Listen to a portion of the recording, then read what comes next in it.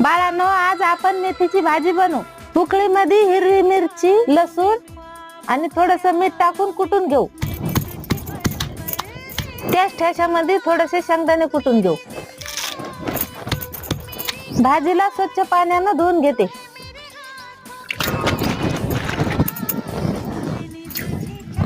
कढईमध्ये फोडणीसाठी 2 उबळे तेल टाकून घेऊ। तेल गरम झाले, थोडेसे जिरे आणि कुटलेला ठेचा टाकून घेऊ। थोडीशी हळद। आता याला चांगलं परतून घेऊ। कापून घेतलेलं 1 टमाटर ठेच्यामध्ये परतून घेऊ। धुवून घेतलेली भाजी टाकू। चवीनुसार थोडस मीठ टाकून याला 5 मिनिटं झाकून घेऊ। आपली भाजी बनवून तयार झाली। आता हिला प्लेट मध्ये काढून घेऊ।